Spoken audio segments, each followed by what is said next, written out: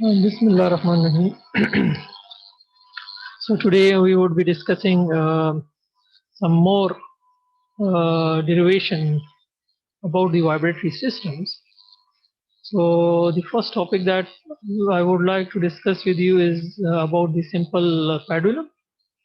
So for the simple pendulum, we have to derive the equation of motion and the natural frequency, and we have to use both Newton's method as well as the energy method. So as you know that simple pendulum is a suspended mass, which is a mass and a string. One end of the string is connected to the mass, whereas the other end of the string is connected to the fixed support. And when the system is disturbed, this is the equilibrium position. So when everything is at rest and the system is in equilibrium, so the mass would be here. So this is the equilibrium position and also the mean position. So if we pass a line through it, this line would represent the equilibrium position or mean position. If I push the mass and I'm bringing the mass, let's say, up to here, and by doing that, actually I'm increasing the energy of the system, and in this case I'm increasing the potential energy because I'm giving lift to the mass. So the potential energy of the system has increased. But if I release the mass, so what would happen? This mass would start moving. It would reach the mean position, and then it would pass over the mean position. The inertia would take it to the other extreme, and afterward again when it reaches the extreme position, when all of the kinetic energy is then again changed into the potential energy, and then that potential energy would start again into the kinetic energy, and the mass would start moving again towards the new position. And somehow this mass would start oscillating about this mean position. So we would have an oscillatory vibration, oscillatory motion. So for that system, simple pendulum system, we have to derive the equation of motion and natural frequency. Let's say the length of the string is L, the suspended mass is M, and at this instant, that is when the mass is at the first extreme position, 2 is the mean position, and 3 is the other extreme position. And this is, let's say, this is the datum line, which we are passing through the equilibrium position. And let's say the angle subtended by this string about this vertical line is, let's say, theta. So here we have, as we discussed before, we have three variables x, y, and theta, but they all are dependent on each other. There is only one independent variable. So the system is actually a 1 degree of freedom system, and it would have one natural frequency. The weight of this mass is acting downward, so and it is mg. So this is actually the weight, and x is the distance, horizontal distance or displacement of this mass about this point or about the mean position, and y is the vertical displacement um, above from the fixed position to the mass. So we are using the Newton's method. In Newton's method, as we discussed before, we are using the second law of motion, Newton's second law of motion, which is F is equal to ma in case of translatory motion, whereas in case of rotational motion, it is sigma t naught, and it must be equal to j naught theta double dot, where t naught is actually sigma t naught is the algebraic summation of all of the torques which are acting on this mass about point O. And J naught is the mass moment of inertia of this mass about point O. And theta double dot is the angular acceleration with which this mass is actually vibrating. So actually, in order to find out the torque which is acting on this mass, we have to resolve this force into its rectangular components, and then we would be in the position to know what torque is actually bringing the mass back to the equilibrium position. So I'm resolving this force into its rectangular components. One rectangular component of this force is this, and the other rectangular component would be this. So resolving this into rectangular components, this angle is theta. This is theta. This angle is theta. This angle is theta. So this angle is theta because this is the same line and these are the two parallel lines. So these two angles are corresponding angles. So they would be same. And so this is the cos component. This component would be cos component. So it is mg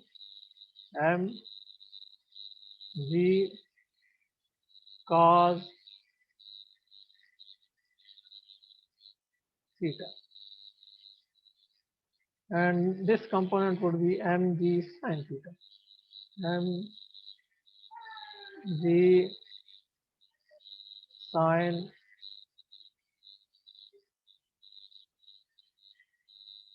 theta. So this component of the weight is actually responsible for the tension in the string.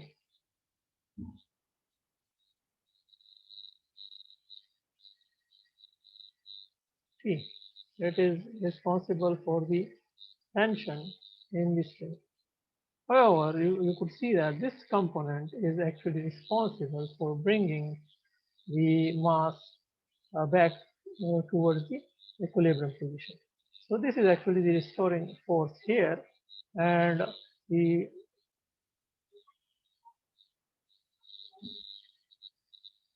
and it is actually this force is producing a torque about this point O, and that would be the restoring torque.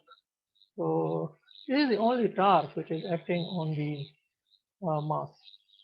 The theta is in that direction. Theta, the displacement is in that direction at that instant because it has reached the extreme position, and the restoring torque is in this direction. Theta at this instant, the displacement theta is in this direction, whereas the restoring torque is opposite to the displacement, it is in this direction. And its magnitude is ml sine theta, ml sine theta times this perpendicular arm, and the perpendicular arm is L. So mgl sine theta, and we have negative sign because this torque, all the torques which are along the displacement, you have to take those positives, and all the torques which are opposite to the displacement, you have to take negative. So this would be the sign convention. So a negative sign here. So mgl sine theta. And this is the only torque which is acting on the mass. So we would have this equation J naught theta double dot is equal to minus mgl sine theta. Next, we are bringing this term on the other side of the equation. So we would have J naught theta double dot plus mgl sine theta is equal to 0. Here we would be doing some approximation in order to make the equation more simple. So let's say that the disturbance or the displacement theta is small. This displacement theta is small. So if theta is small, then sine theta would be approximately equal to theta. Sine theta would be approximately equal to theta. In that case, this equation would become J naught theta double dot plus mgl theta is equal to 0.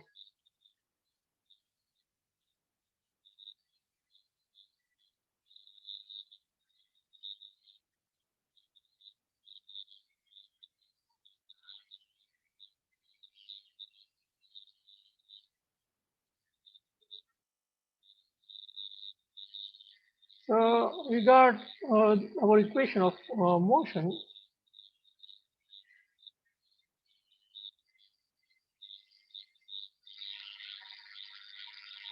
So by Newton's law, we have J naught theta double dot plus mgl theta is equal to 0.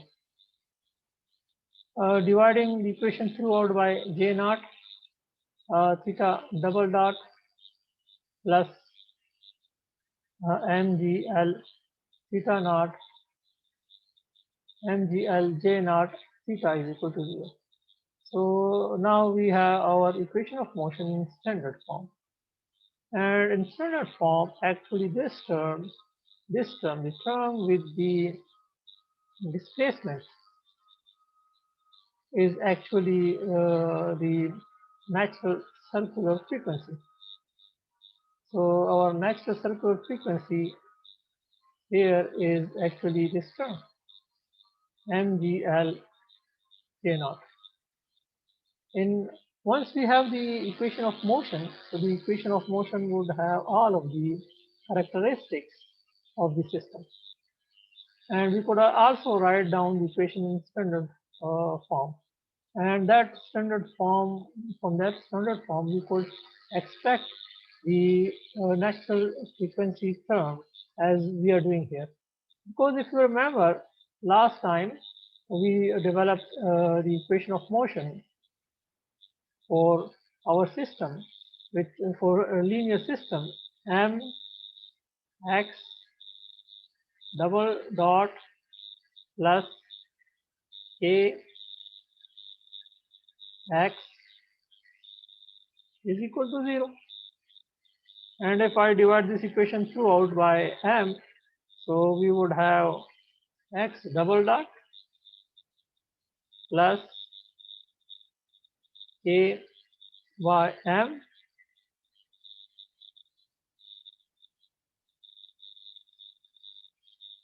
is equal to k by m x is equal to 0. And you could see that here we got k by m. And this k by m is what the omega n, which is actually the natural frequency, and it is actually equal to under the root k by m. So what does that mean? It means that we have that information in the standard form of the equation of motion of the system. So x double dot plus, and for k by m we could write down omega n square x is equal to 0. So this is our equation of motion in standard form, having the natural frequency term. So remember that we could also do this to the torsional system.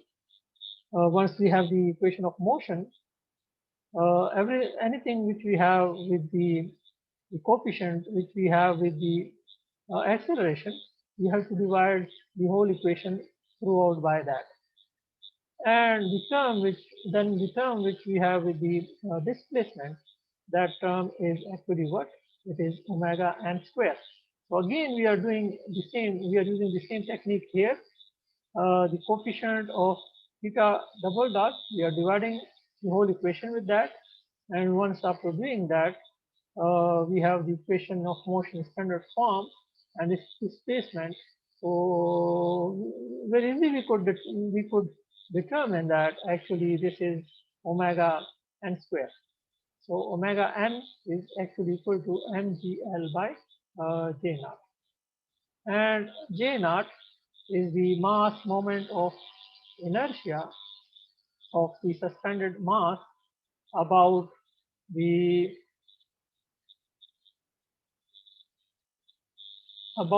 point of rotation. And it is actually j naught here in this case is ml square, ml square.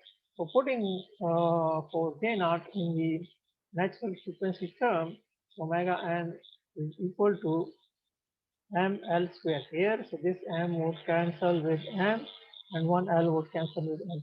So at the end we would have omega n is equal to under the root gy. So this is actually the mathematical model for the natural frequency of a simple pendulum. So we could see that there is no mass term in this equation. What does that mean? It means that the natural frequency of the simple pendulum is independent of the mass. It only depends on the length of the string. If the length of the string is constant, whatever is the mass, it would have no effect on the natural frequency of the simple pendulum. If you are increasing the mass or decreasing the mass, the natural frequency of the simple pendulum would not change. If you want to change the natural frequency of the simple pendulum, then you have to change actually the length of the string. So that is a very important information which is hidden in this mathematical model for the natural frequency of the system. That is the interpretation from this equation or this model for the natural frequency of the simple pendulum. Next, we would be using the energy method to have the equation of motion and the equation for the natural frequency of the simple pendulum. And here we have to use the kinetic energy term and the potential energy term. So somehow we have to derive the mathematical equation for those. So again, we are using the same equation. And if we look here, um, let's say this is the lift. The lift is h. If when the mass is moved from the equilibrium position to this extreme position, the lift of this mass above the ground level or above the datum is, let's say, above the datum is h. So we have to find out this h in terms of theta. So how to find out this h? It's very simple. So what we have to do? We have to just draw one line here, and after drawing this line, this is actually h. The lift h is h, and somehow we try to find out this lift h. So in this right angle triangle, this right angle triangle,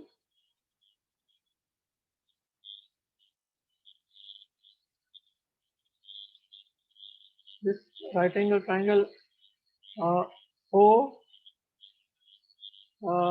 let's say this point is B, so OB1, this angle is theta, this angle is theta, so cos theta, this is the base divided by the hypotenuse. So we would be using that equation in order to find out that term. Let's say this is small b, this point is small b. So in right angle triangle OB1, cos theta is base. The base here is OB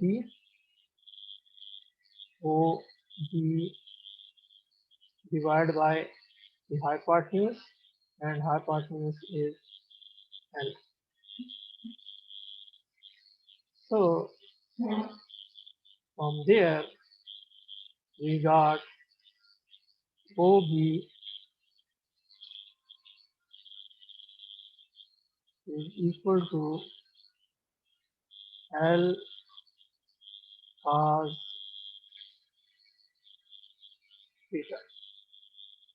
We got that equation. So we have OB, but actually we have to find out this lift, that is H. And if we look here, H is actually equal to this total length from O to this point is L. So L minus OB would give us H. So H is actually L minus OB, and OB we have already determined, which is L cos theta. And taking L common here, so we would have 1 minus cos theta. So H, this H lift, this lift to which the mass has moved, that is L1 minus cos theta. It is also written here. So the lift is L times 1 minus cos theta. Once we have that, afterwards the problem is very simple. So kinetic energy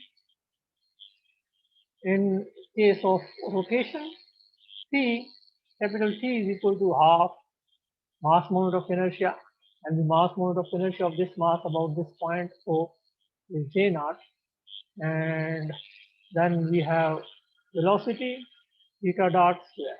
So half J naught theta dot square is equal to half, and J naught, it is mass moment of inertia of this mass about this point of rotation, is ml square theta dot. Potential energy is equal to mgh, and the h here is L times 1 minus cos theta. The change in the elevation we have already found it. It is L1 minus cos theta.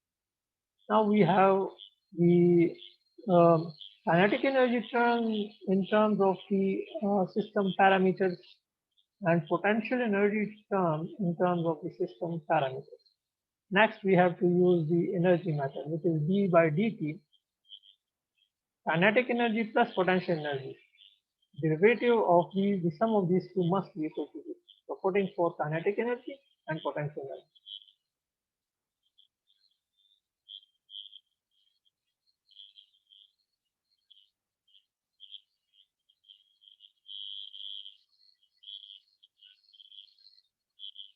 Next, after differentiating with respect to time, it is very simple differentiation. We would have ml square theta dot theta double dot plus ml mgl sine theta times theta dot is equal to 0. And we could take theta dot as common. So inside the bracket, inside the parenthesis, we would have ml square theta double dot plus mgl sine theta is equal to 0. So this mathematical equation tells us that either theta is equal to 0, or this term is equal to 0, or both are equal to 0 during whole of the vibration of the simple pendulum. This is the velocity. Theta dot is the velocity. We know that during the whole vibration or the motion of the simple pendulum, from mean position to extreme position, and then from one extreme position to other extreme position, the velocity is not 0 all the time. It is only 0 at the extreme position, whereas at all other intermediate positions and at the mean position, we would have velocity. So it means that this term, that is zeta dot, is not actually equal to 0 at all times during the vibration. So we know our physics And the physics is that, or the reality is that theta dot is not equal to 0.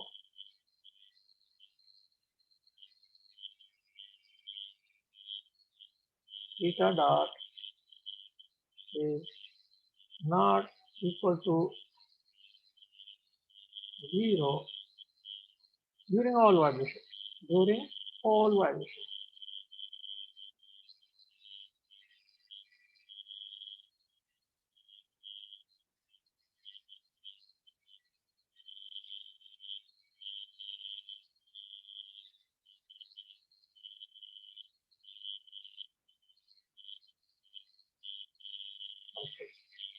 So if this quantity is not equal to 0 at all times during the vibration, at all instances during the vibration, so what does this mean? It means that everything which is inside the parenthesis, that is actually equal to 0. So using that reality, so anything inside the parenthesis ml square theta double dot plus mgl sine theta is equal to 0. And dividing, because this is actually the equation of motion of the system, and if you want to extract the natural frequency term from the equation of motion, so simply divide your equation throughout by the term which you have in the coefficient of the acceleration. So here with the acceleration we have ml square, so dividing throughout by ml square. After doing that, here we would have 1, so theta double dot of time plus g by L sine theta is equal to 0. So now we have the equation of motion in standard form, and similarly if we know that we would be doing the approximation. Approximation is that if theta is small, then sine theta would be equal to theta. So our equation of motion will become theta double dot plus go by L theta is equal to 0. And this G by L is actually our natural frequency term. So omega n is, this is omega n squared. This is omega n squared, so omega n is equal to under the root G by L.